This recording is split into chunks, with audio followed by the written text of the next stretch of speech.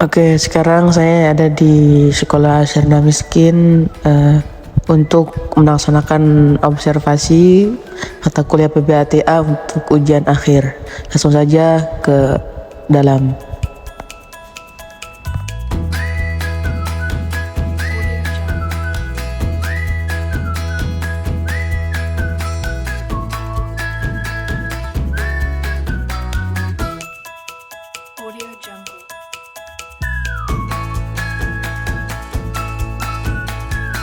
Ya, inilah suasana di lapangan sekolah Sirna Miskin.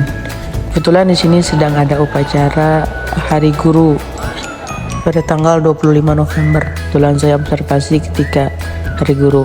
Inilah guru-guru Madrasah Aliyah Sirna Miskin, dan ini sedang melakukan musafahah sesudah melaksanakan upacara antara murid dan guru, bersalaman untuk mengucapkan selamat Hari Guru.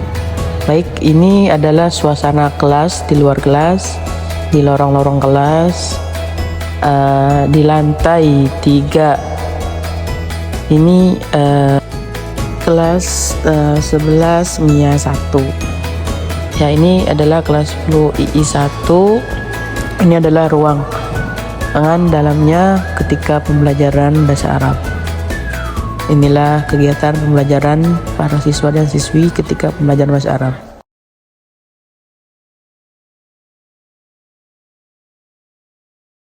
Bismillahirrahmanirrahim. Assalamualaikum warahmatullahi wabarakatuh. Perkenalkan, nama saya Ahmad Faiz Hakim. Saya di sini akan menjelaskan tentang apa yang saya sudah wawancarai minggu kemarin terhadap guru Madrasah Aliyah, yakni guru bahasa Arab namanya Ibu Siti Muslikah, yang saya sudah wawancarai. Baik, untuk yang pertama itu adalah jelaskan profil pembelajaran bahasa Arab. Yang pertama, kurikulum bahasa Arab. Baik, beliau mengatakan, Ibu Siti Muslikah, bahwa di Madrasah Aliyah kelas 10 sudah menggunakan kurikulum Merdeka, tetapi kelas 11 dan kelas 12 masih menggunakan kurikulum KTSP. Melanjutkan membereskan kurikulum yang sebelumnya. Baik, untuk guru bahasa Arabnya itu Ibu Siti Muslikah.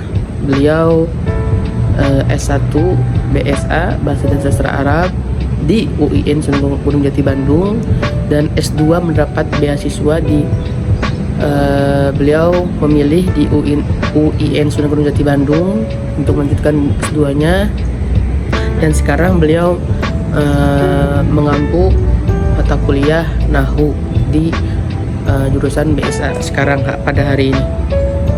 Untuk keadaan siswa, baik, untuk keadaan siswa beliau mengatakan bahwa di MA yang saya wawancarai ini atau saya observasi ini, beliau mengatakan bahwa kalau di MA Sirna Miskin ini dibagi dua, ada kelas IIS dan kelas agama. Kebetulan yang saya wawancarai itu kebetulan beliau sedang mengajar di kelas IIS. Jadi beliau mengatakan untuk keadaan siswa itu di kelas IIS itu beda jauh dengan kelas agama. Beliau mengatakan di kelas IIS itu sangat beda jauh dengan kelas agama. Jadi mungkin keadaan siswa itu menyesuaikan dengan kelasnya masing-masing. Lalu sarana prasarana yang mendukung pembelajaran bahasa Arab. Beliau mengatakan sarana prasarana yang ada di MA itu sangat mencukup lah, sudah mulai ada semua, sudah tidak, ya, meyakinkan sarana prasarana di MA Sirna Miskin itu sudah mencukupi gitu, mulai dari alat pembelajarannya maupun kelasnya maupun ya faktor pendukung dalam pembelajaran bahasa Arab itu.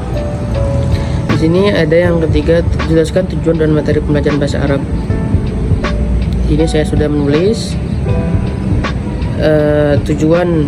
Beliau mengatakan tujuan pembelajaran adalah menguasai sepenuhnya bahan dan materi ajar metode dan penggunaan alat dan perlengkapan pembelajaran, menyampaikan kurikulum atas dasar bahasa, dan mengelola alokasi waktu yang tersedia dan membelajarkan siswa sesuai dengan diprogramkan. Jadi beliau mengatakan tujuan pembelajaran itu sesuai dengan apa yang kita sudah alokasikan. Misalkan kita tuh sudah mengalokasikan pelajarannya untuk pembelajaran mubtada dan khobar. Nanti kita tuh harus menyesuaikan dengan materi apa yang kita sudah rancang sebelumnya. Maksudnya itu jelaskan perencanaan pembelajaran bahasa Arab.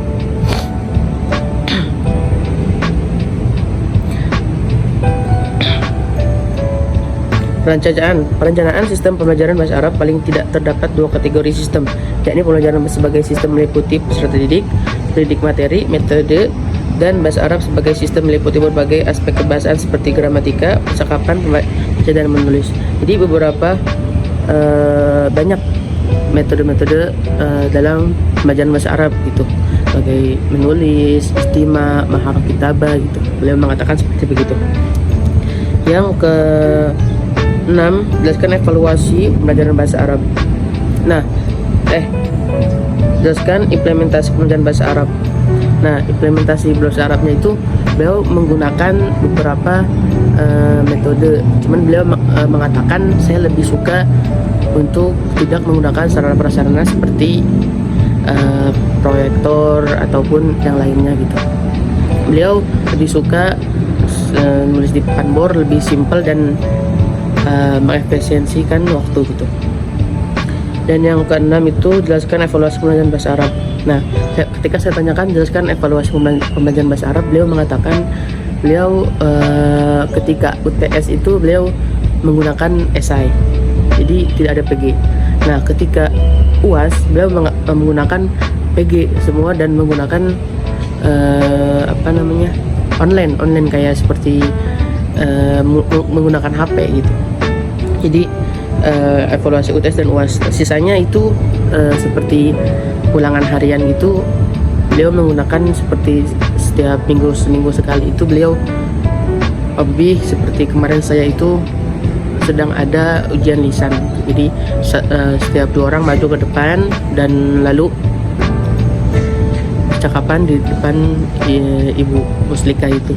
Jadi salah satunya itu mencakup maharoh kitabah, membaca percakapan, dan maharoh istimah, mendengar apa yang temannya bercakapkan, dan maharoh qiraah gitu.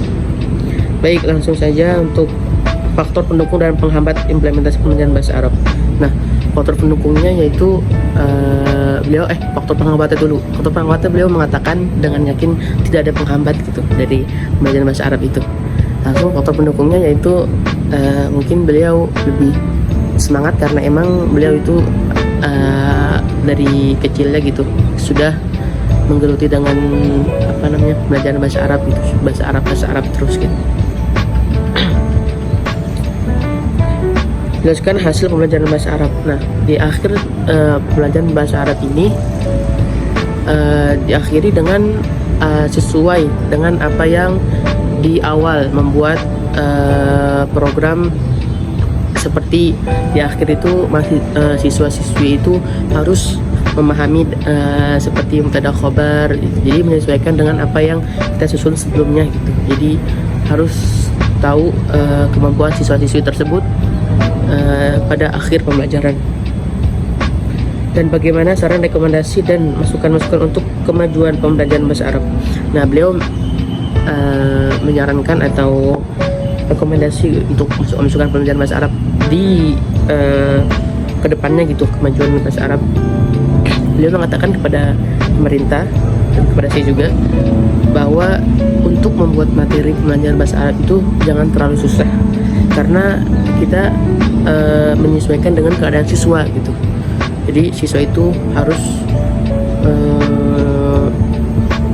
menyesuaikan apa yang dibuat oleh pemerintah gitu. Jadi beliau mengatakan pemerintah harus menyesuaikan dengan keadaan siswa ketika membuat materi begitu. Dan beliau juga amanahkan kepada saya, jika kamu menjadi guru, jadilah guru yang ketika menjelaskan kepada anak-anaknya jangan selalu duduk. Jadi harus jalan-jalan lah, bahasanya jangan diem di satu tempat gitu. Jadi ya harus jangan diam ketika menjelaskan, duduk saja gitu. Jadi beliau mengatakan harus berdiri dan harus menulis papan bor gitu, jangan duduk saja gitu ketika menjelaskan. Beliau mengamanahi saya ketika di akhir wawancara.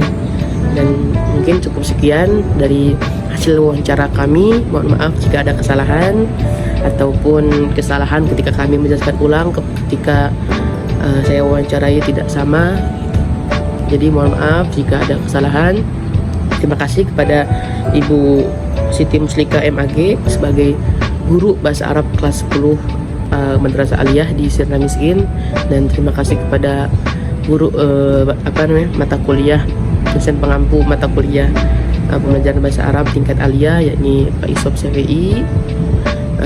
Dan cukup sekian dari saya. Wassalamualaikum warahmatullahi wabarakatuh.